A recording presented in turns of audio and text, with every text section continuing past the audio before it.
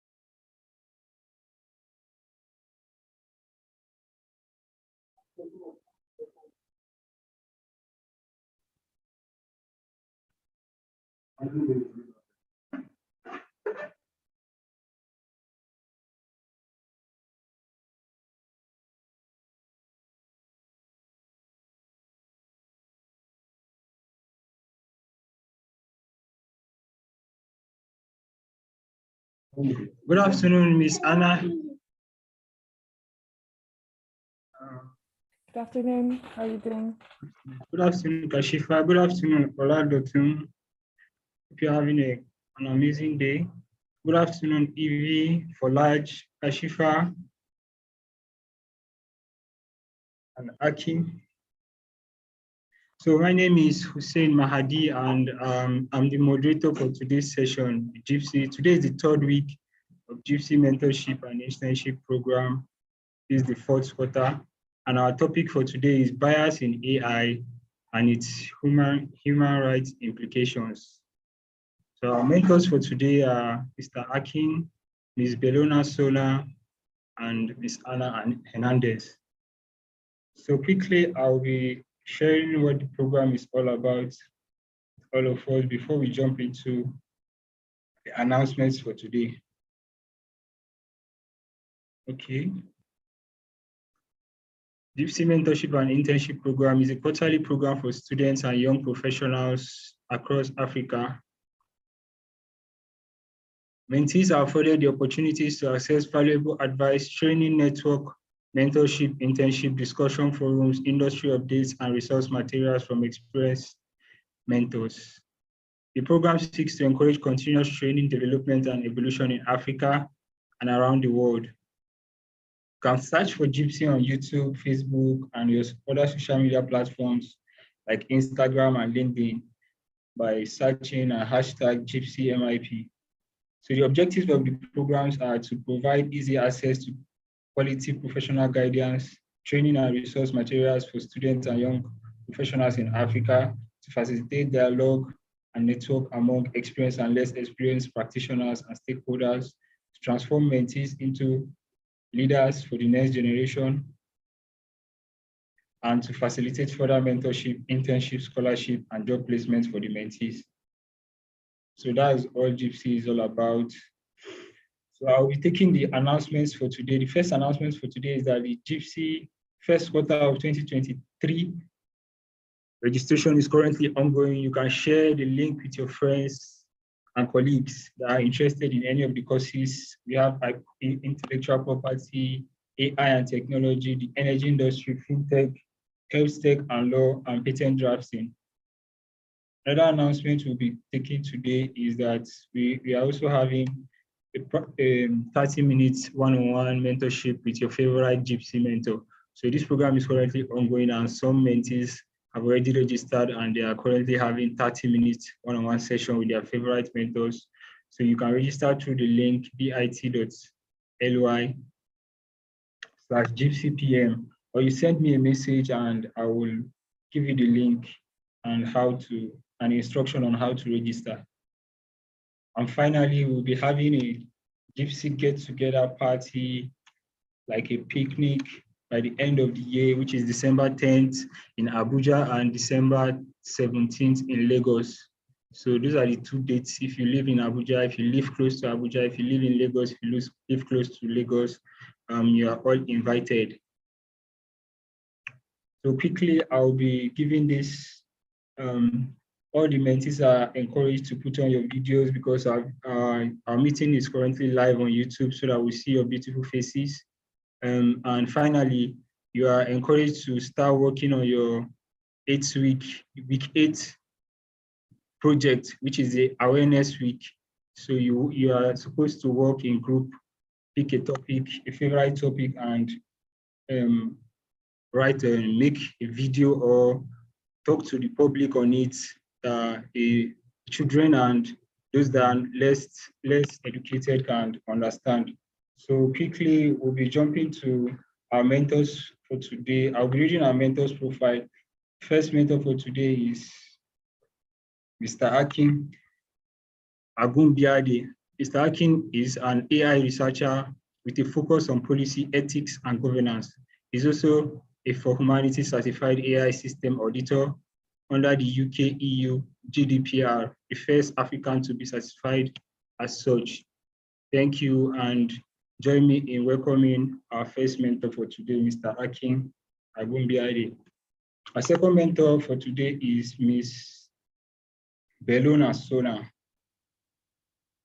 So Bellona Sona is a PhD candidate at the Humanizing Machine Intelligence at the ANU, founder of Bell's AI Initiatives, manager ethics and gender issues at Afro Leadership, 100 Billion Women in AI Ethics. And the final mentor for today is Ms. Anna Hernandez Guardiets.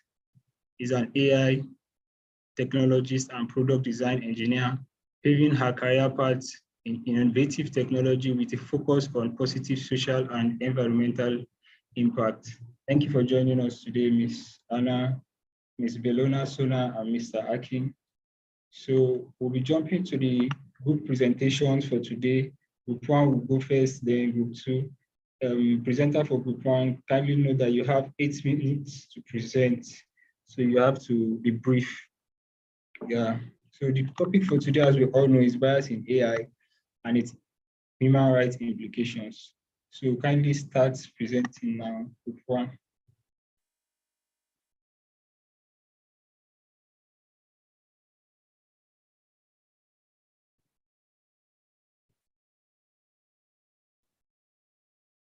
Presenter for Group 1, kindly unmute yourself and share your screen.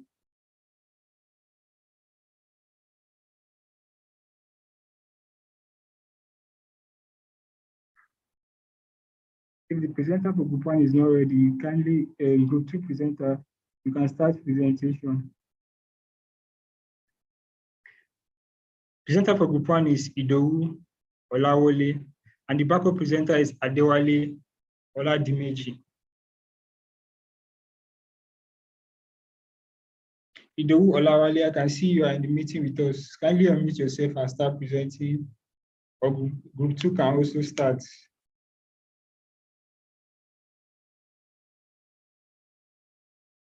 Please, can we all hear me?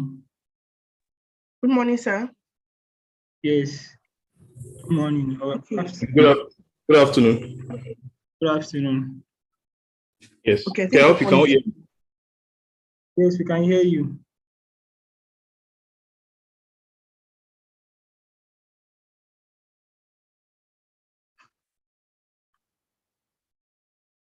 Who's the backup presenter for Group 1?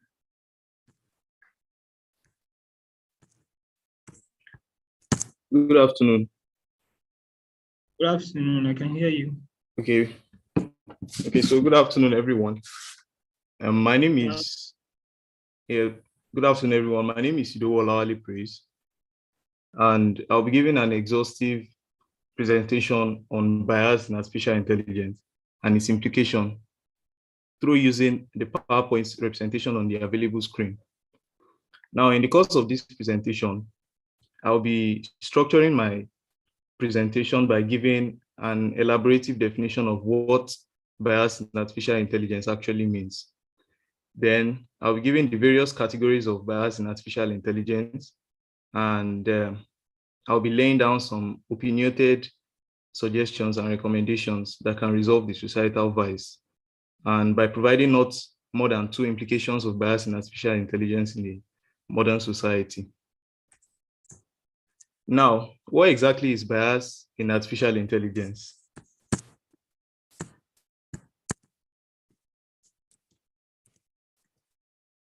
Bias in artificial intelligence, also known as algorithm bias or machine learning bias, can be referred to as the propensity or tendency of algorithms to reflect human and societal biases. In other words, it can be interpreted as a standpoint where systematically biased results are delivered as a consequence of misguided assumptions of the machine learning process. Okay, let me give a real-life illustration of bias in artificial intelligence. According to the New York Times, people of African and Hispanic descent have a hard time being recognized by facial recognition algorithms. In fact, one of the biggest social media platforms, Twitter, recently apologized after users called out its image cropping algorithms for being racist. You know, such systematic violation has and will continue to hinder equality and justice, and also perpetuate oppression in any given society, if not combated thoroughly and efficiently. Now, there are 2 types of bias in artificial intelligence. One is the algorithm or data bias, where algorithms are trained using biased data, which can be illustrated in the example given earlier.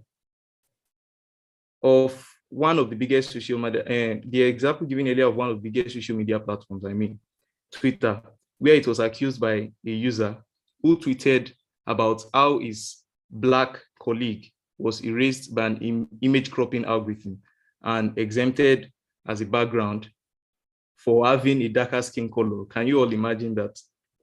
Now, the other kind of bias in artificial intelligence is societal artificial intelligence bias. And it occurs where an artificial intelligence behave in ways that reflect social intolerance and institutional discrimination in general. However, it can be deduced that most forms of bias in artificial intelligence reflect social intolerance and discrimination. And I shall be giving examples as to the various forms of discrimination attributed to artificial bias. One of the most common essential implications of bias in artificial intelligence is racial injustice. Similar to the earlier mentioned example, a healthcare risk prediction algorithm that is used on more than 200 million United States citizens demonstrated racial bias because it produced faulty results that favored white patients over Black patients. The programmers of these algorithms made use of previous patients' healthcare spending as an envoy for medical needs, which is a bad interpretation of historical data because income and race are actually 2 parallel metrics, and making assumptions on these grounds would provide inaccurate results and also, let me say, injustice as an entirety. And another existential example, an implication of bias in artificial intelligence, is gender discrimination.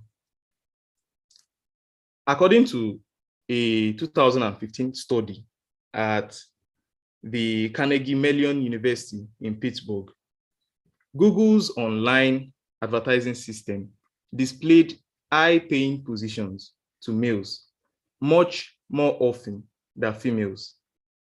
Accordingly, many tech companies have yet to close the gender gap in hiring for technological roles, as Amazon's recruitment algorithm, for example, has taught itself that male candidates are more preferable to females.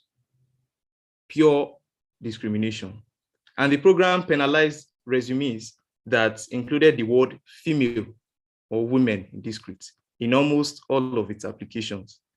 This is among the numerous vices of bias in artificial intelligence and its implication in any given society that needs complete redress.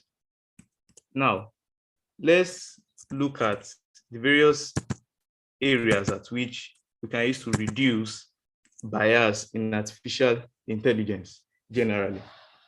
By virtue of what is being provided on the screen, there are various areas at which artificial intelligence and bias in artificial intelligence can actually be resolved. But in the course of this presentation, I shall be summarizing them into few paragraphs, following each point independently. First and foremost is staying up to date and investing heavily on the field of AI research. In comparison to the scenario as presented earlier, as to the Twitter scandal, the extent of racism cannot, in previous times, cannot be compared to that as in contemporary times. And thanks to human rights development and human rights activists, race has been something that has been a critical subject and has been, let me say, there has been a big improvement on issues of race with respect to what is being we like to say, influence in the society at the current moment. So with the level of development in human rights activism, especially when it has to do with racism, artificial intelligence is, as we said earlier, is something that's been programmed based on human efforts, meaning AI is not actually something that is not entirely something that would work independently without an accurate influence of humans, an accurate influence of man personified. So in order to ensure that there is equality, justice, and reduction in bias in artificial intelligence, it would be advisable for there to be research, especially in the field of racism, in resolving all matters which could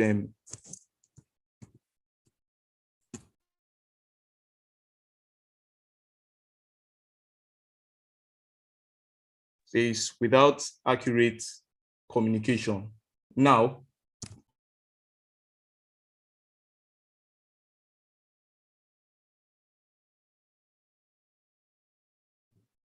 Idowu, I think you are muted. Kindly unmute yourself. sorry, can you all hear me now? Yes. Okay, so as I was saying,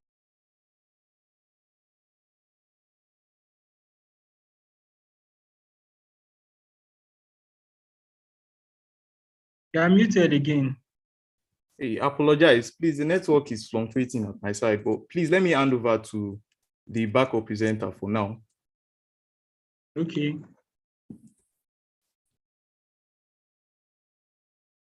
The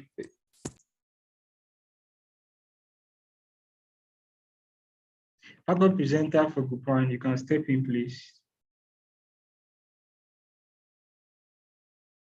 Adewale Oladimeji is the backup presenter for group one.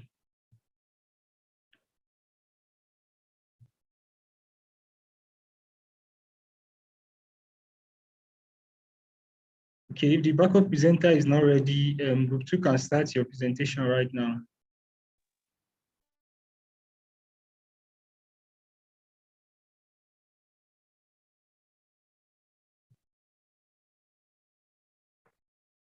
Oladotun Owoyemi is the presenter for Group 2, and Good afternoon. Dejo is the backup presenter.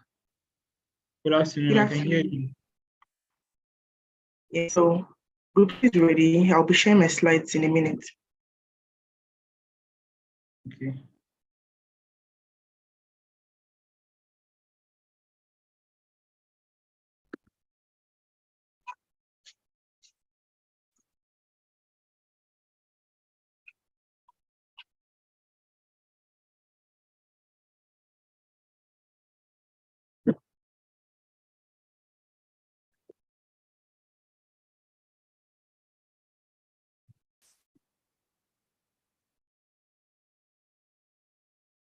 Hello, everyone.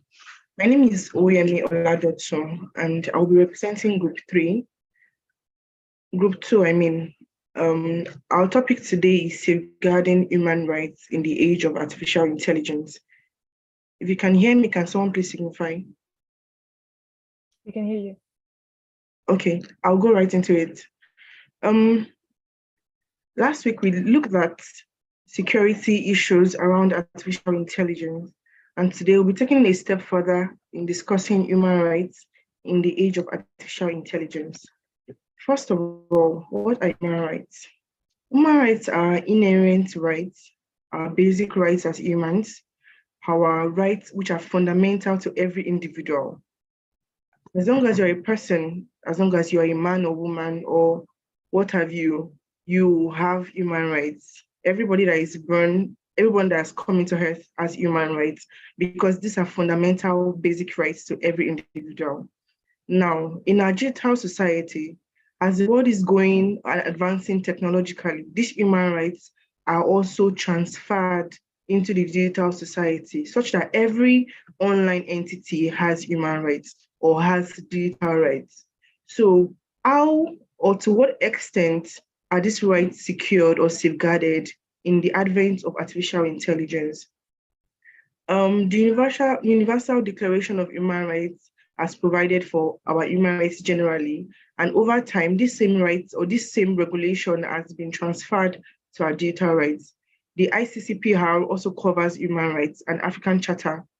The Nigerian Constitution, Chapter 4, provides for these human rights, which are innate to every individual. So these are a few regulations, or these are a few laws which border on human rights in the world at large.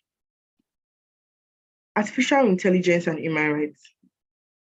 Okay, please, when I have a minute more, can you please prompt me? Thank you very much, Mr. Moderator. So Okay. artificial intelligence and human rights, where did they meet? How did they connect? What is the relation between both topics? Due to the advent of technology, virtually everything we do now has a relation with the digital space. And as artificial intelligence is advancing in our society, coming from the West and down to Africa, we can see that there is a continual use of artificial intelligence in our everyday life. In previous weeks, we have made examples of artificial intelligence in our everyday life, such as Siri, such as Alexa, such as even the algorithm used by Google to ensure that what you searched for on your handphone is what is showing on your laptop or any other device. The connectivity between all our digital systems, smart homes, we have smart watches and what have you. We can see examples of artificial intelligence in every aspect of our lives. Therefore, to what extent can we permit the advancement of artificial intelligence, and to what extent can we protect our human rights in relation with artificial intelligence? To be looking at a few human rights which border around the topic. We have right of freedom against discrimination, right to personal liberty, right to privacy, right to prevention or prohibition from arbitrary arrest. The first speaker made reference to bias in artificial intelligence. Bias can be seen in relation to right to freedom of discrimination. First of all, what is right to freedom of discrimination? Okay, Discrimination is when an individual is segregated or separated based on his sex, color of their skin, race, gender, and several other examples, is when you distinguish a person because of either a disability or a peculiarity. Bias in artificial intelligence sometimes border around freedom against discrimination, such that the creators of these artificial intelligence devices often transfer their bias in the natural space or in the physical space into the artificial intelligence, such that the device is projecting the bias of the inventor.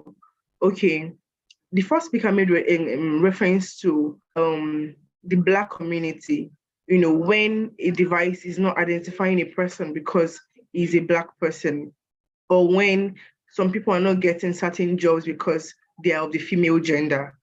These are biases that have been transferred to artificial intelligence systems, and it's an infringement of our right to freedom against discrimination.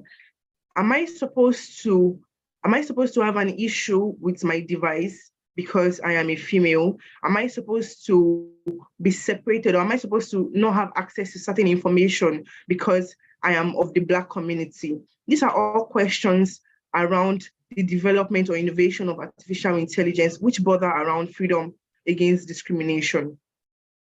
Okay, looking at our slides, we can see here that the topic of discrimination is not a new topic. It has been ever since man has been, or ever since different races has been.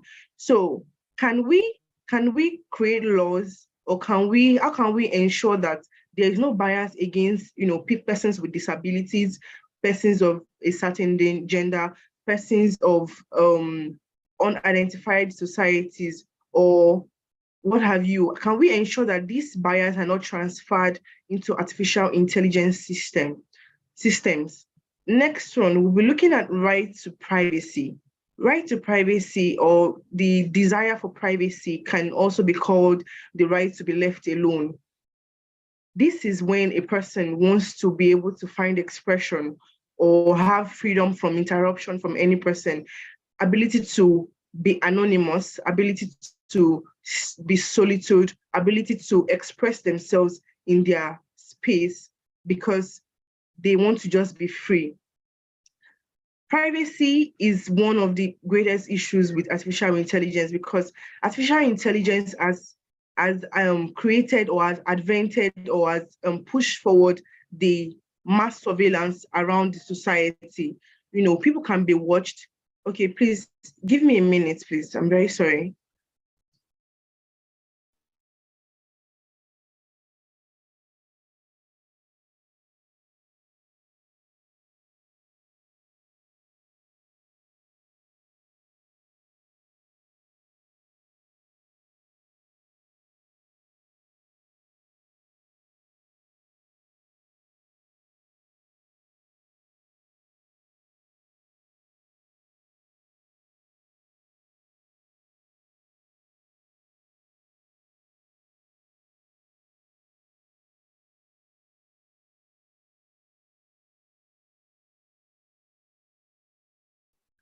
Okay, I'm very sorry. Please forgive me.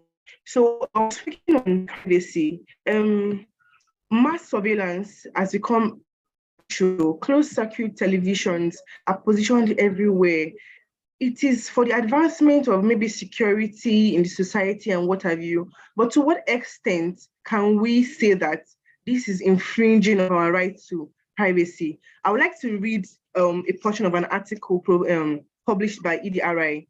It says that artificial intelligence, if governed incorrectly, is a growing concern for all who care about digital and human rights. Artificial intelligence systems have the ability to increase mass surveillance and intrusion into our personal lives. It has the ability to reflect and reinforce some of the deepest societal inequalities, which fundamentally alter the delivery of public and essential services. Also, in Europe, there has been a negative impact of automated systems at play at the border of predictive policing systems, which only increase racial racism among marginalized communities, and invasive gender discrimination, race and disability identification systems, and also fraud detection, which target poor or migrant areas of the country. So what are we talking about here? We're talking about right to privacy bordering around artificial intelligence systems. So what are we going to allow the advent of artificial intelligence systems affect this right? Next one, we're going to look at our right to, okay, this is not responding. Okay. Yes, please. I think you have 1 minute more. All right, no problem. I would round up. I don't know why this is not responding. The slides are no more moving.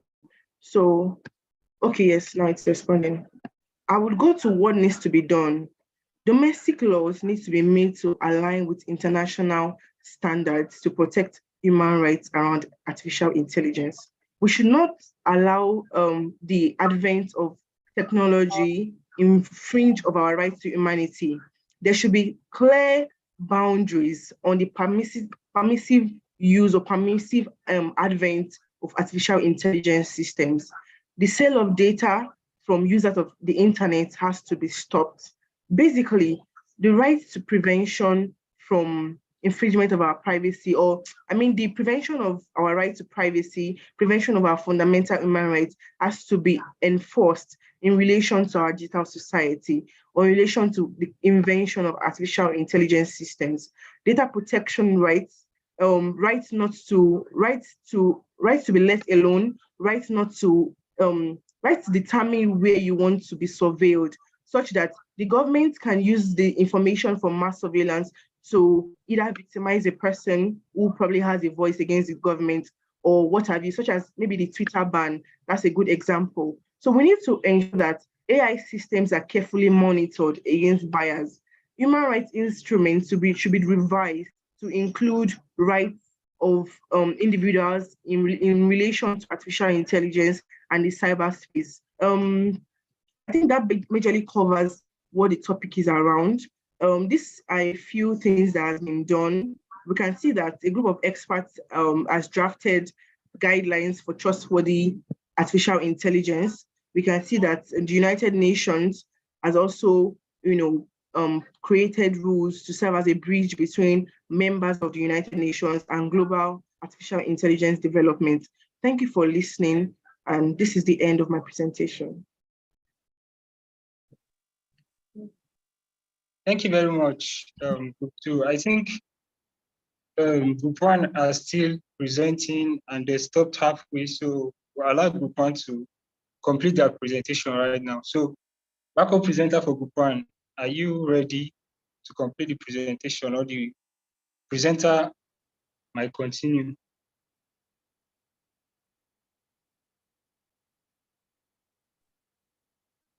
Okay, so while we are waiting for them, I forgot to call our last mentor for today, who is Miss Idira Anna Salazar.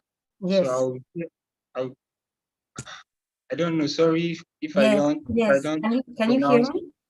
Yes, we can hear you. Yes. Okay. Thank you. Thank you so much. I'm so happy to be here again and listening to these so interesting presentations. I wanted to congratulate both of the students that I heard, Itobu and Ola Dotum. I'm sorry if I don't have good pronunciation of this. I really wanted to congratulate you because you really did it very well in both of your presentations. I really think this topic about ethics AI is something that we all should be thinking about, and you did it pretty well, touching one of the main points that we the people that are studying, I also do, studying this field, are very care of, which is like the privacy, things about bias, privacy, and all of this is nowadays something that in Europe we are taking into account a lot. Thank you very much, ma. Please, before you comment, we'll be calling on Group 1 to complete their presentations first. Then we'll let you know when you have to. Just saying things about myself first. Okay. Yeah, I will be I don't have a lot of time because I just have 15 minutes more, but I would do it. I just wanted to say that because maybe I don't have more time after that to talk about the presentations. Okay, my name is Idoia Salazar, and I am the president and founder of one of the big observatory focused on the ethics and regulation on artificial intelligence, which is called Odisseia. I'm also a member of the Observatory of Artificial Intelligence of the European Parliament, and also a PhD on ethics on AI. And I'm a member of many groups of ethics on artificial intelligence, and also a member of the group of that is helping the government of Spain in implementing the new regulation that is going to come from the European Commission. Thank you very much, Ms. Idoia. We'll call on Group 1 now to complete their presentation, or the backup presenter for Group 1 can do it for us before our mentors will comment on their presentation.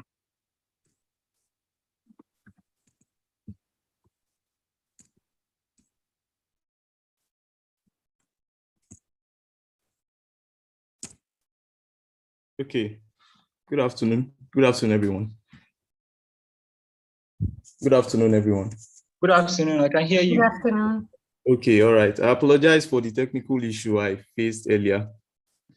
So in continuation with my presentation, I was explaining what the existential examples and implications of bias in artificial intelligence are.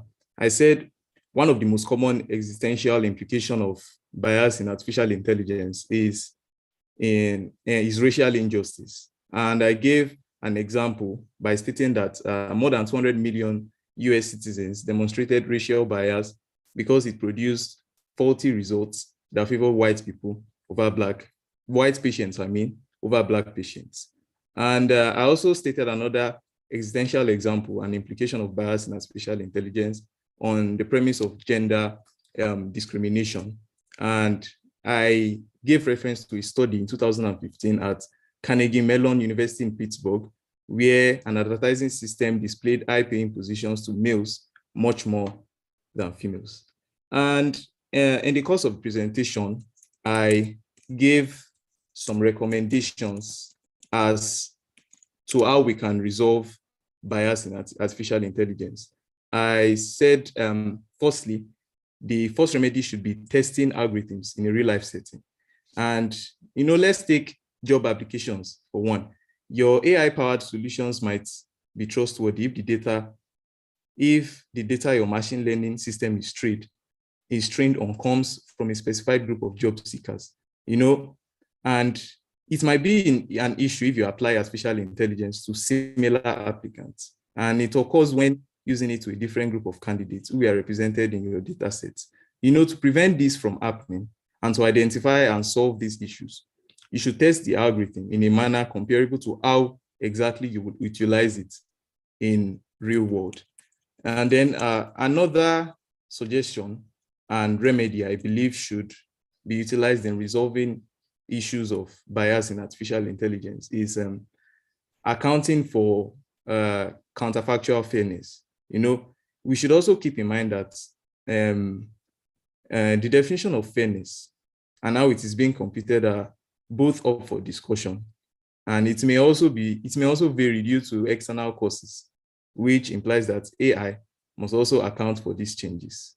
So in resolving the issue of bias in artificial intelligence, I believe that counterfactual fairness is a potential approach to this that guarantees a model's choice and are the same in a counterfactual world, where sensitive characteristics like race, gender, or sexual orientation have been altered.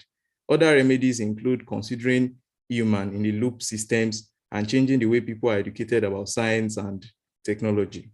However, it should be noted that these changes alone might not help out in situations such as determining whether a system is fair enough to be released and in deciding if completely automated decision-making should be permitted at all in certain circumstances. Now, the question most of us love to ask is, will AI ever be unbiased? You know, this is a question that can be answered on two ways, because bias in artificial intelligence is bound to exist, whether we like it or not, and which is due to the existence of diverse mindsets in general. Not every one of us have the same mindset, and racist people are actually existing today. Sexists are actually existing today, and there are still problems we are trying to resolve in contemporary times. But we should therefore bear in mind that AI is determined by the data that is given in AI is determined by data that is being programmed with it. So the results of artificial intelligence in general is subject to the programs and codifications of a particular man. Thank you. I hope I've been insightful with my presentations.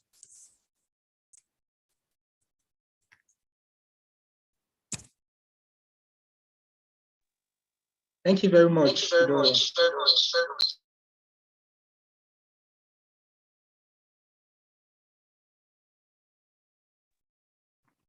we'll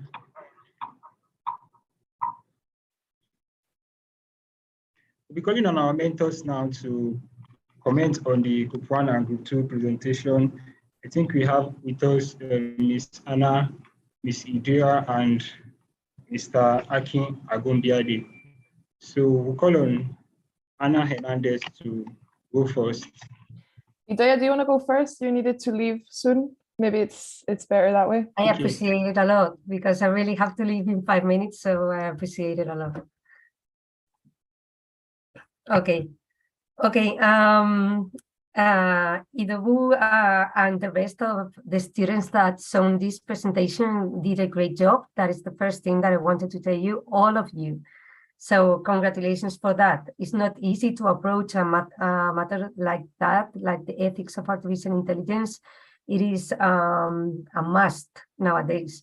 We all in our organizations and all the people many people that really work in this matter of ethics and artificial intelligence want to really to launch this technology a lot, we see a lot of advantages, not only for Europe, but also for Africa, for all the continents. Nowadays, we live in a world of data, and we need this tool, this AI, which we have to see as a tool to help us to deal with all this data that we have all around us. So it's a must to use AI nowadays. For many of the problems that you have in Africa too, I really think that could help to this beautiful continent to improve in many of the subjects that you have over there. So I really wanted to tell you to really keep going this way. And in this way, it is very important, the topic that you are developing in your presentations. The ethics has to stay in every one of the AI projects from design, from the beginning. It's not a matter of really investigating after something happened.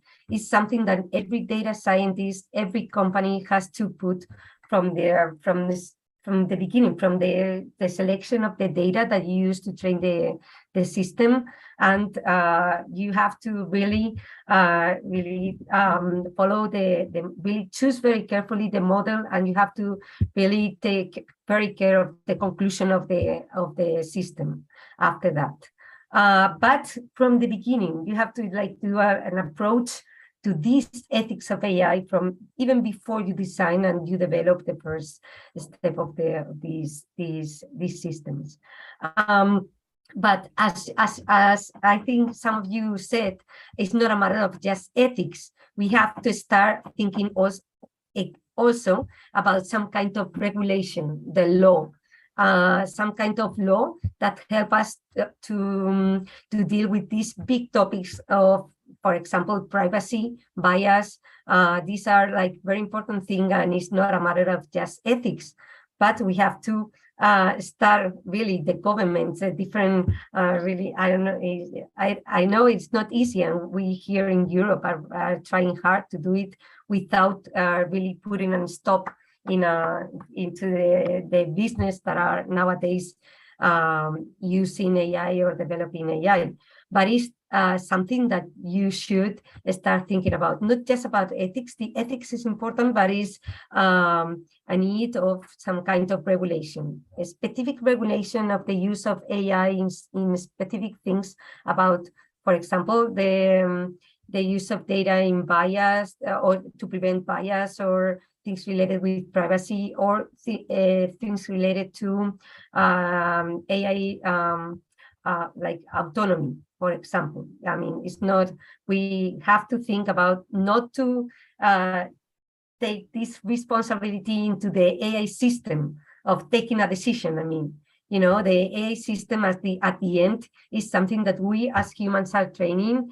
This AI system is shouldn't be left alone in order to take decisions. You know, because the decisions are still has to be a human decision, not a system decision that could be, you know, in a decision. It's very important to take into account many important things that maybe is in the context, and the AI system nowadays is not able to take into account the context of a decision. So it's something also that we have to develop these AI systems, but we have to put the human supervision into these systems. It's something that maybe you could also include in some of your later presentations. And anything else, I just wanted to congratulate every one of you. Keep going this way. If you need something, I left you this here, my email. If you need something, please write to me, and I will be very happy to answer any one of your questions. So thank you so much, and congratulations. Thank you very much, Ms. Idoia Saza. Thank you. So Ms. Ana Hernandez can go next. Yeah, I was going to say the same as Idoia. Everybody's done a great job. This is a really complex topic, and it's great that we're doing ourselves these questions. I feel like all the other mentors are a lot more experienced in this topic than I am, but I'll give myself my shot, and then you guys can have a more experienced view on the legislation and the best practices at the moment. So far from group one, I'd like to highlight, you mentioned the concept of bias-free. If we can make bias-free things, as Idoia mentioned, is there such thing as bias-free? If we aren't bias-free, how can we impulse a bias-free AI? Who teaches what a bias-free AI is if we're all biased? So I'd like to think of AI as like a 4-pillar flow of information. So we tend to think the world is biased, so then the data in the world is biased. So then that biased data is processed in a biased way, and then that outputs biased AI. And that's like the final output where we need to work on it. But this also is an issue because it feeds back into our biased world. So it's not only an end place where AI is biased, but it's also that our biased world keeps getting more biased every day because we rely on biased AI for Google Maps, for anything. We use AI every single day of our lives. So it's a bigger issue than we tend to think. It's hard to stop this snake that bites its own tail.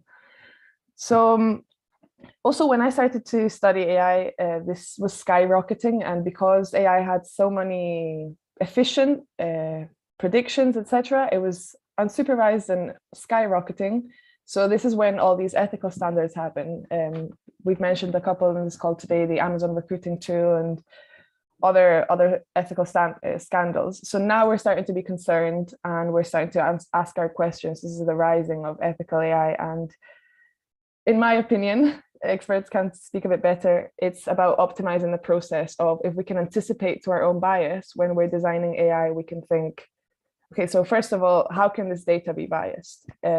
Have we asked a good sample of people? Have we asked people from different communities, people from different genders, ages, disabilities? And you can start opening the scope on how to make the first step, which is the data, unbiased. How you ask yourself these questions, optimize this, and then make sure that you erase as much error as you can from this beginning.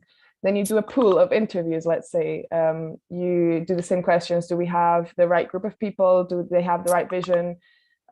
Is it enough number of people? Should we need more? In these processes, you anticipate the bias as opposed to try to eliminate it. It's impossible to eliminate it, but we can try to make sure it doesn't happen. For group 2, I'd like to recall there was this tool that said if we could make an ethical risk assessment tool that was used to predict the future of misconduct. So here, I would like to ask if we can imagine an ethical tool that can predict if a unique person that is maybe could be predicted. So a person could be classified to either misconduct again or not by the likelihood of people similar to this person have done in the past. Is this ethical? Can we assume that somebody's gonna recommit a crime just because peers that are similar to them have done too? Is there an ethical way to ever approach this?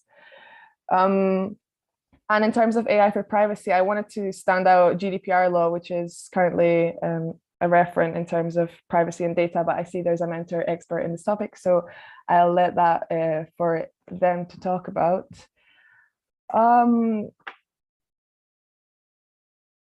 So yeah, and should we do the questions after, or are we just doing the feedback now? And we'll do the questions after Mr. Akin's comments and contributions.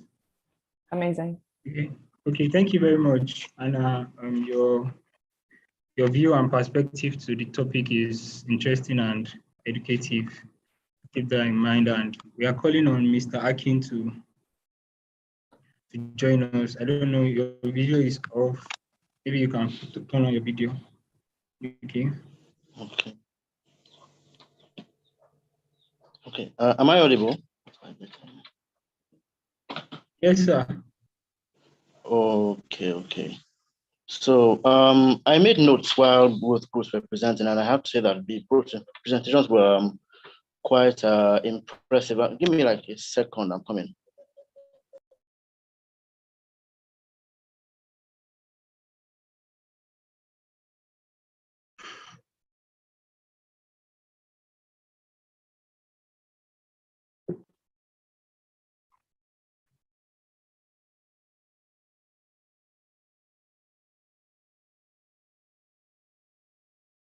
Okay.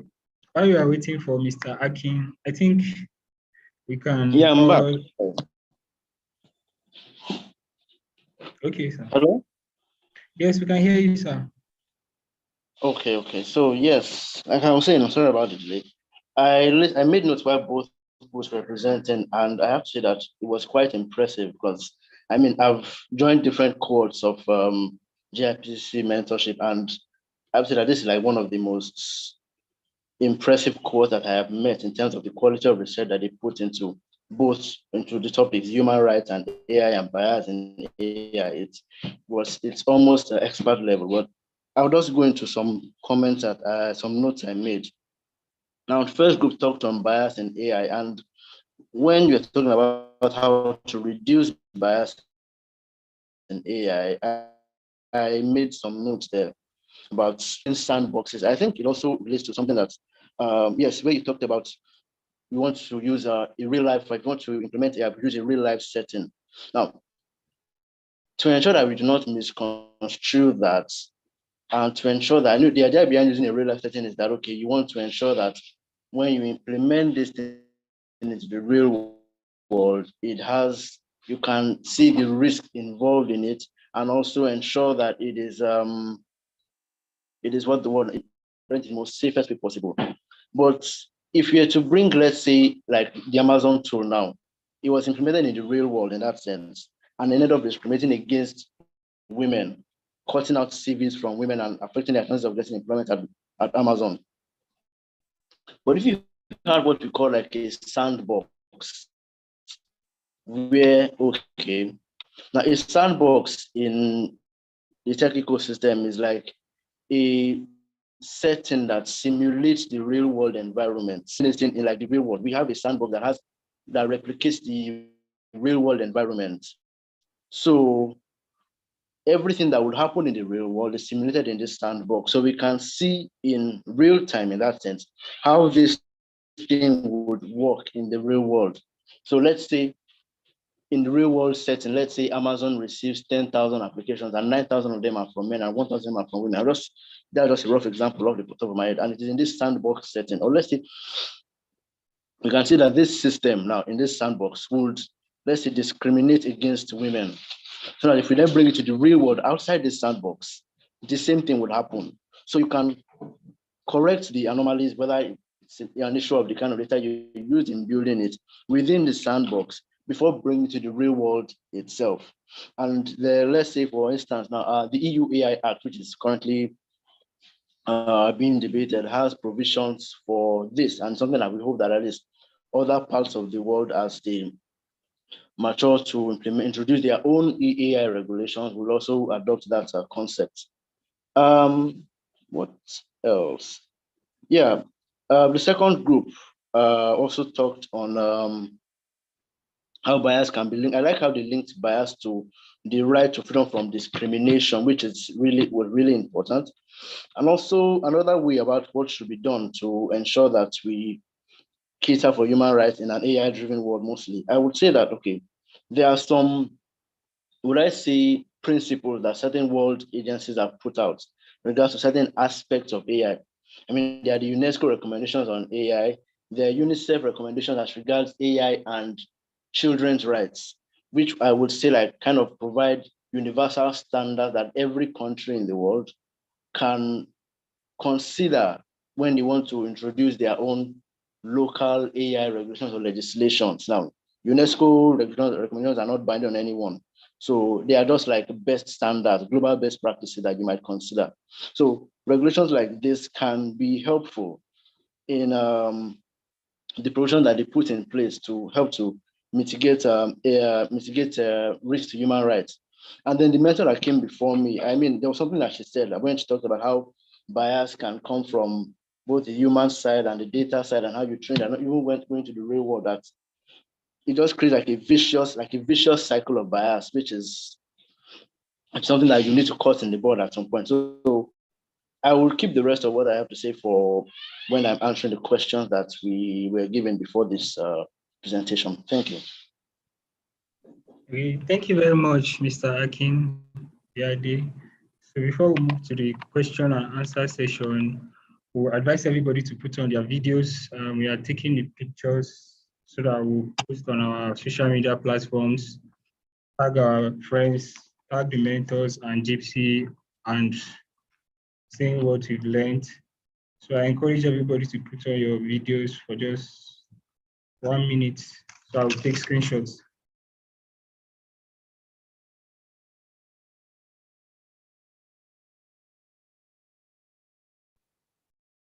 Thank you very much. Please, we can all smile. So please put on a smiley face.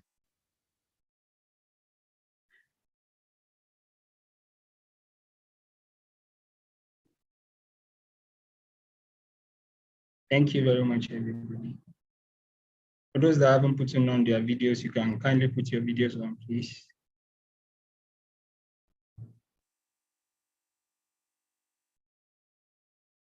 Thank you. Please keep smiling. Keep smiling. I haven't taken the pictures yet. Thank you very much. Yeah. Okay, that's it. So we are moving to the questions and answers, but first of all, we are taking the live questions. So if anybody has a question for the mentors, Ms. Anna and Mr. Akin, please raise your hand and I'll call you to ask your question, or you can just ask your question directly before I read out the questions that were sent earlier.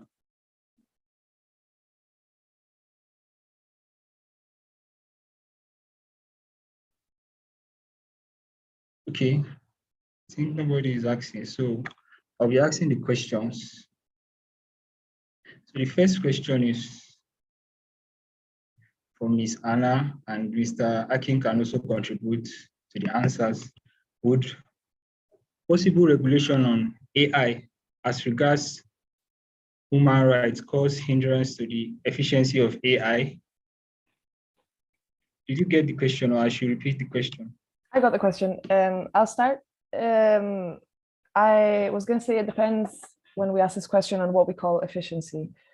There are cases where efficiency in medical healthcare, for example, has proven to save lives, always on a bias on a Western profile, more so than somebody who's not, and mostly a man. But it is an increase in lives saved. So we can start working on how to increase that number and make it a more diverse pool of people who are saved by AI in terms of healthcare. But sometimes we call efficiency other things that is like in a very corporate and like ferocious capitalism concept. Like, for example, when we are talking about the efficiency on deciding who we give a bank loan to, and this algorithm tends to discriminate women, people of color, every sort of people that is not normally a white man. So what are we calling efficiency here? If you look at it from the bank owner's perspective, it's very efficient for this person because they're optimizing their money and their business. But as a whole society, I feel like that's not efficient, as we call it. But we tend to have a Western concept of efficiency and optimization of money as opposed to optimization of care and representation. So there's certain examples. I feel like it depends a lot when we're talking about medicine. It's been proven to, I think I gave this example in the last mentoring, but there's now AIs that detect cancer that humans don't see, but then humans do a surgery relying on AI, and then they it's been proven that they cure it for people. So in this sense, we need to make sure that this AI can benefit all and not just some. But it's obviously a way forward, and restrictions might get in the way of this. But for example, in criminal justice, when you look at it in the police point of view, maybe they get more arrests. But when we talk about efficiency, all these examples we've given today of how a lot of people have been accused incorrectly, but the rates of how many people go to jail is higher. What is efficiency? Are we trying to get the right people in or more people in? That's my answer.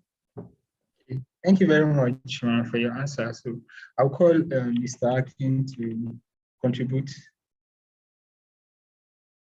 Okay, I think we lost him. I can't see him on the Hello? call. Okay. We can hear you. Can Can you I hear me? repeat the question, or you got the question? Yes, we can hear you. Hello? Am I audible? Yes, I can hear you.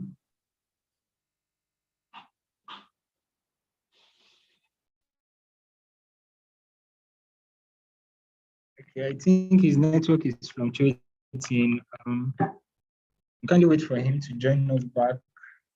So I'll be reading the next question. I think he will still be giving us his view on that first question. So I'll be reading the next question. Are there any civil rights laws that are applicable to digital technologies we can combat bias in artificial intelligence? This is the next question. It was supposed to be for Mr. Akin, so Ms. Anna can just contribute before he joins us. I think Mr. Akin would be a lot better to respond. I feel like given his background, I'm sure his knowledge is a lot deeper than mine in this content, but there are examples of, I think this is in the US, but I researched this before today, that the Department of Housing and Urban Development, for example, sued Facebook for violating the Fair Housing Act, which I think is not really a digital civil right, but that you can use certain laws to make sure that digital world don't overpass certain already existing laws. So this Facebook ad helped you, I think it was finding a house, you could filter it by the ethnicity and race of the owner of the house. So the software itself helped you filter people by their race, which had nothing to do with renting a house in the first place. So it was an enabler of discrimination. And this is an example of how these rights can help us battle these AI biases. But other than that, I don't really have much context in this world of AI. Okay, thank you very much, Ms. Anna. I think we'll call Ms. Aki if his network is good now. You can start by answering. Oh, I'm sorry. Am I? Yes, you are. Yes. Okay, yeah. Sorry, I had network issues for a while there.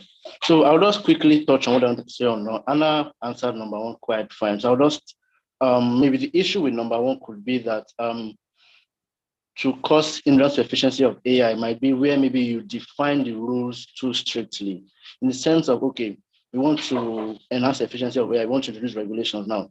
So let's say if I introduce a regulation that says that you must eliminate bias 100% in your model before bringing it to market. Now this looks like, oh, it's a very good thing, you want to eliminate by 100%. But in practice, you might find that it's really difficult to remove bias 100%. Because like I said, there are many sources of bias. There's the human aspect of bias, there's the historical aspect of bias, there's bias in the designing and development process. So there are many points where if you even bring the system to market and it is working, it will still learn biases from its own users when it collects data real time from these users. So that's one place where if you define regulation too strictly, it might go beyond mitigating bias or resolving human rights issues and then hinder the efficiency of those systems. Now, for the number two question, civil rights laws that are applicable to combat bias in AI. At the moment, most countries in the world do not have like AI laws. That's why I mentioned the EU AI Act previously, but that's like, I would say like the first, I'm not aware, maybe there's another one, but at least the first major attempt to enact an AI specific legislation, the EU AI Act, and now the AI liability directive that they are working on. But in most parts of the world, the most closest civil rights law for AI issues are data protection laws. So the EU's GDPR, the UK's GDPR, Nigeria's own NDPR, the guidelines for management of personal data public insurance in Nigeria, and now the data protection bill that's being worked on in Nigeria. So these are like civil laws that are used to combat, that may be used to combat bias issues, because they're not actively used in Nigeria yet. It's more actively used to combat AI bias issues in the EU and the UK. And I'll give examples why. For instance, there's a provision both in the EU's GDPR and in Nigeria's NDPR that touches on automated decision-making and profiling.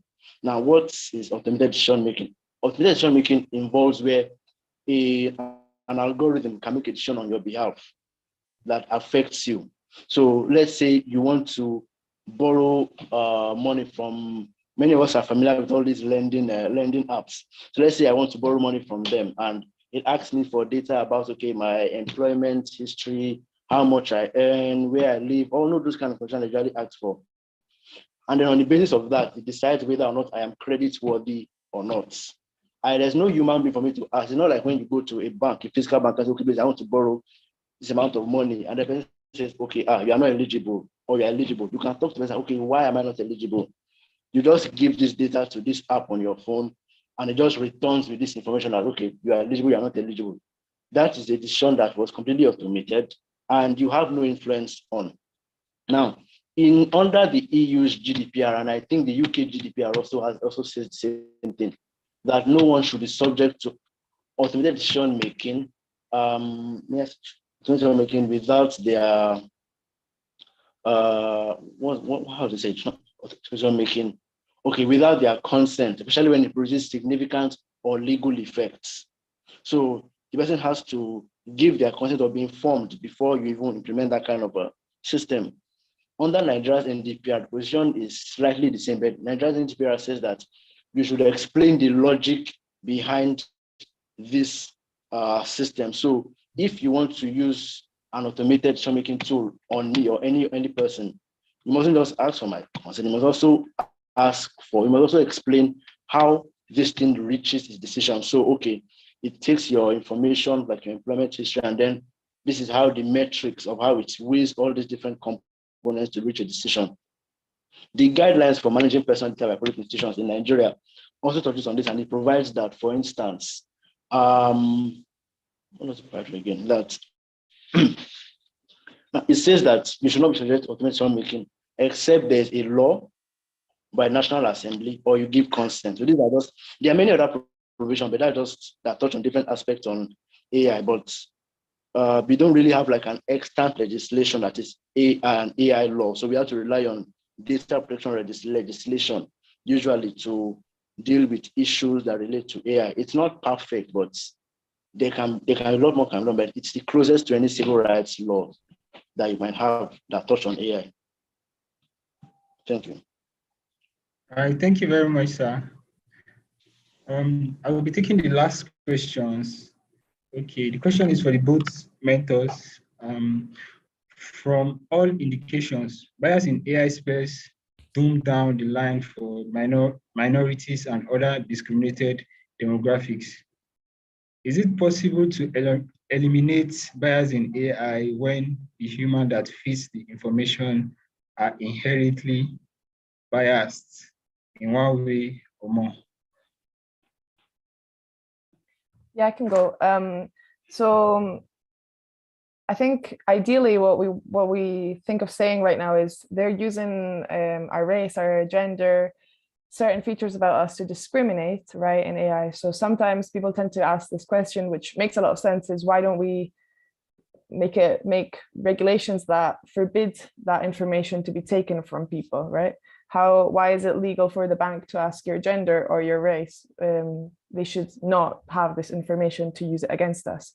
However, if we eliminated this information from the realm of digital world, they would somehow with AI predict our gender by probability or predict the country of origin or whatever. And sometimes we think if we're given the same opportunities as people that are different to us, then is that really unbiased too? If I'm a single mother and they are going to give me a loan depending on the amount of years I've worked or the months I've worked, I'm obviously going to have a 9 months difference than someone my age because of maternity leave and probably an external year if I'm a single mother, let's say. So is it ethical for a bank to compare me versus someone that has never taken a career break? Should we take into consideration the fact that, for example, I'm a woman, and I'm just giving an example of myself, but I'm a woman, so should that be a thing to ponderate positively to make sure that this is actually equality and that we're taking into considerations the things that might have pushed us down? If we don't take into consideration race or country of origin, for example, there might be other factors that contribute to the state you're in now. So it's unfair to compare someone that have a different journey in life in one point in time and say, okay, so who do I give a bank loan to without knowing their background or the difficulties they've had? So there's a really, I'll share the link here, but there's a good TED talk that talks about how will we make AI unbiased? And I think it's a lot less about trying to not use this information about ourselves and hide it, and more so about what to use of this information that makes it an equal and unbiased service, how to understand what it means to be a woman and how to offer a service accordingly with AI. Thank you very much, Ms. Anna. Mr. Akin can also take the question. Okay, thank you very much. From this question, there was when Anna was speaking, she made me remember a good example that kind of illustrates, kind of builds on what she was saying. Where she talked about it, if I'm a pregnant woman and have like 9 months missing where I wasn't working. Now she talked about how you can use other kind of data to tell someone's gender. I don't know, there was something that happened like a few years ago in the US. It involves a supermarket chain known as Target, where they were using information about people's purchases to predict what they might buy next. So let's say, for instance, let's say if a girl like went to the store and she bought the kind of thing that, okay, yes, she bought tampons, she bought tampons, what's the name of it, the sanitary pad and all of that. You might not know her gender, but if someone buys sanitary pads, I can predict that, okay, this is a woman by the kind of things you buy. And in one case, they were able to predict that a certain girl was pregnant even before she knew, based on the things that she bought. And they started sending her like marketing material for an expecting mother. And she was surprised, her parents were surprised, but she didn't even know that she was pregnant. But when she eventually did a test, she realized that, oh, I'm pregnant. But that just shows how you can use data from different sources to predict things about people. Now, they were using it for marketing, but that's an issue of like, even go that issue of privacy, because you are able to tell personal details of people that they don't want to be public about, just based on proxy information about the kind of things that they do. Now, how do we eliminate bias for minorities and other discriminated demographics? Now, one of the presenters mentioned something that is relevant, where he said that fairness differs from place to place. So fairness in the Nigerian setting is different from fairness in the European setting. And I'll explain why. For instance, now, in Europe or America, issues like race are a lot more bigger in those parts of the world than they are here. In Africa, race is not really a big issue because we are all predominantly one race here. What you have here for us is more of tribal differences, tribal and religious differences. Those are things that are a lot more bigger issues for us than they might be in some other parts of the world that are a lot more homogeneous in terms of religion. So trying to create a fair model here. Like there was a research I did some years ago where I did research on the Lagos State prison registry, prison demographics in Lagos State, and I found that most prisoners or most inmates in Lagos correctional centers are of the Yoruba origin, and that's one of the major ethnic groups in Nigeria. And other ethnic groups are also in Lagos prison. But what I found was that if you wanted to stack an AI model on this kind of data, you might end up being discriminatory towards people who are of Yoruba origin, because they are the ones most represented in data. And people who are maybe Igbo or Hausa origin were in the minority, because Lagos is a southwest state. So southwest being a Yoruba, predominantly Yoruba region. So definitely, most people who would commit crimes in Lagos would be of Yoruba origin. It goes without saying. So if we wanted to tackle bias or tackle issues of bias in Nigeria, you have to take into consideration your own local context. So that's where you have to be careful not to, as much as you might take inspiration from what they do in the UK, in the USA, in EU, in China, you have to always come back, look at, okay, these are our own local facts. And these are the real bias issues that we have in Nigeria. In Nigeria, we have issues with religious tension, tribal tension, gender tension. So we have to, how do these things already affect us? So that when we are building models, we have to ensure that we take this into consideration. And one of the things that involves, and one of the ways that we can do this is by implementing something that we call diverse input and multi-stakeholder feedback. It's something that we use as AI auditors when we want to audit models. So if you want to build a model that is publicly, that will at least will impact on people significantly, you have to ensure that you implement diverse input and multi-stakeholder feedback. That's ensure that who are the people that this system would normally affect. So I'm building a system that is used for, let's say, like the employment tool now. Let me use employment tool. That this system will help me to sift through CVs and find the best candidate to reduce the time I spend in interviewing people. Who are the people that will most likely be affected by this? The applicants, people who are just entry level graduates. Get people like this who are the kind of your typical applicants in a room. Get their perspectives on how we want to implement this kind of system. What are your thoughts on it? What are the kind of issues that you already faced with us? And what would you like us to keep in mind when we are developing this? So that's one way, even before you build the model.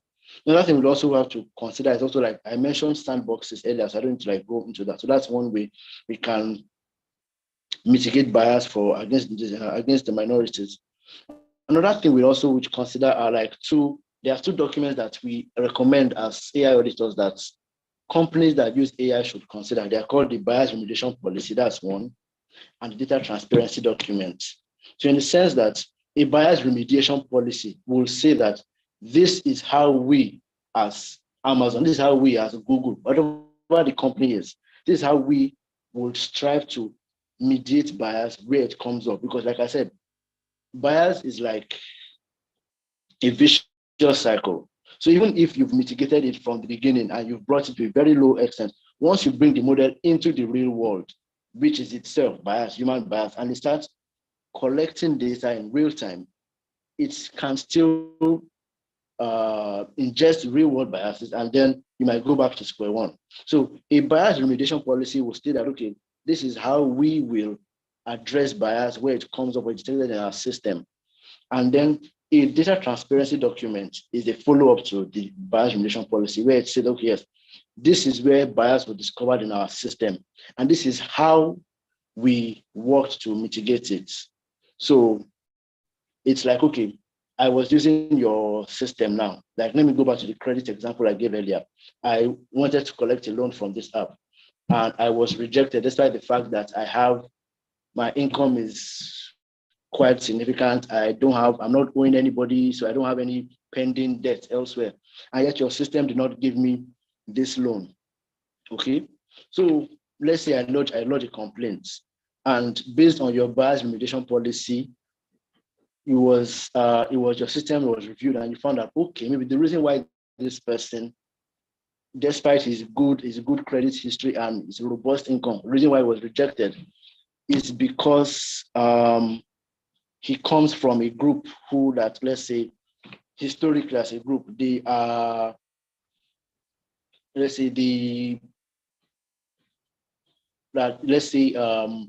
have really large unemployment history. Let's say that group, okay, when it comes to unemployment, they are like overrepresented. So that kind of affected him in particular. So that's one instance where, okay, yes, the fact of a larger group can affect an individual in a person. So if one person comes from a group where they have larger unemployment patterns compared to the other groups, and then that person wants to get an opportunity that is linked to maybe his credit history, because his group has poor credit history as a whole, it affects him. So I'll lodge this complaint now, and then you want to remediate it. So, okay, let's say you want to remediate it. So let's say you take my own information in particular outside of the historical data of my group, and you process it, and okay, yes, we're able to reassert this person's credit application, and then we're able to grant him credit. Your data transparency document will document how you were able to remediate the bias that was detected, and how and what you've done to ensure that, okay, it won't happen again. So let's say, for instance, now we have cleaned our data again, we've reduced the representation, let's say we've reduced how much information we have, we've reduced the dependence on unemployment as a factor in our algorithm, and retrained it to ensure that going forward, people who come from this particular group, the unemployment issue as a whole will not affect their own applications. So, but these things are they're actually built on existing law. Now you cannot audit when there's no law that will back up the audit you are doing. There has to be an enabling law that says, okay, yes, companies should implement auditing. So that's why, for example, there's a New York law that is going into force next year that requires that companies that use employment tools should audit them before they go into market. So that kind of like, to answer the question in summary, if you want to mitigate bias, you have to make sure you bring all the stakeholders to the table, people who are involved, people who are affected by that system. You have to implement systems that implement policies, internal policies that, okay, this is how we will tackle bias, and also stay accountable to ensure that when you've tackled the bias, you come out to it and say, this is how we've tackled it. And we need laws that mandate companies to do this, because we cannot just rely on the goodwill of individual companies to, okay, let's tackle bias, let's not tackle bias. There has to be laws that mandate companies to do so. And we can see that EU is trying to do something like that. And hopefully Nigeria is currently working on the national AI policy, which I'm part of the committee working drafting that. And hopefully when that policy goes into, and when it's finished sometime early next year, it can inform legislation that would support responsible AI implementation in Nigeria. Thank you. Thank you very much, Mr. Akin, for answering that question so wonderfully and enlightening us on the laws and that are put in place and how various countries are reacting to it. So once more, before we take, okay, if there's any live question, you can raise your hand. And before we take that, I think we'll also be taking pictures one more time because some people are already complaining that they were not showing on the pictures. So I encourage all our mentees, because I know our mentors, their videos are on, so is the mentees. I encourage everybody to put your videos on. When you are putting your videos on, please smile, keep smiling. Because when you post a picture on your social media and you're not smiling, your friends will not be happy. You understand that kind of thing. So please be smiling while I'm taking the screenshots. Thank you. Just keep smiling, just keep smiling. I know we are all happy to always come here on Fridays by 12 to learn from our mentors. So please, we are always happy to learn. So please be smiling, please. Thank you very much. I'm taking the pictures one more time now so everybody can say cheese. Okay. Cheese. Okay, thank you very much.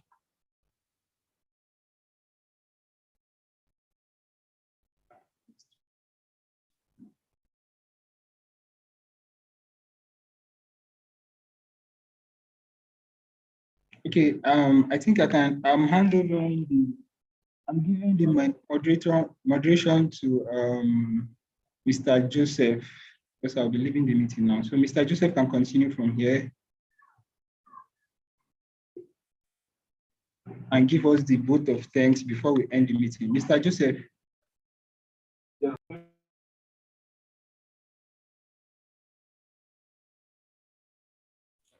You're muted.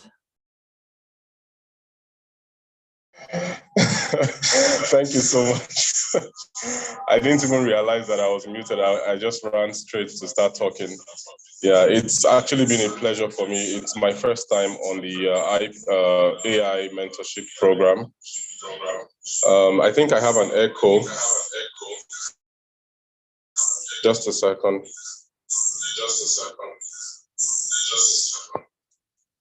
All right, is this still echoing? Not anymore. Yeah, so I said it's my first time on the Jiipcc AI mentorship program, and I can say I have actually learned so much. I have a background in tech law, human rights, basically, but today's session was really awesome for me personally, and I really must say a very big thank you to our mentors, Anna Hernandez. We had a mentor earlier that was around that had to leave. Then I think Mr. Akin as well. Today was really awesome. Thank you so very much for the time. And also to the mentees who took out time to your presentations were actually awesome. I think there's so much maturity in terms of the presentations for the AI program. I have personally witnessed that the presentations were really awesome. So I must say a very big thank you to all the mentees who took out time in terms of the research. I also want to appreciate all of you. I know that there's so much work that is left undone in terms of presentations also for week 4. We're just 3 weeks in, 6 weeks to go. So just still keep charging up yourself and see how we can make the best use of the mentorship program. So once more, thank you so very much to all our mentors. Thank you very much to all our mentees. And I'm hoping that next week would be a whole lot better as we proceed further.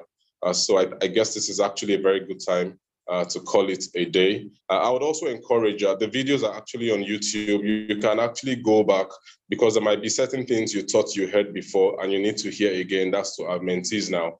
Go back to YouTube, watch the videos, try and understand the rationale behind the thinking or the thinking of the mentors. Just try and understand further why their answers are the way they are. That's actually the best way to actually learn. And I'm sure that as you continue to do that, you would very soon, in no time, you would also become, a master within this AI field. So thank you, everyone, and do have a very wonderful weekend.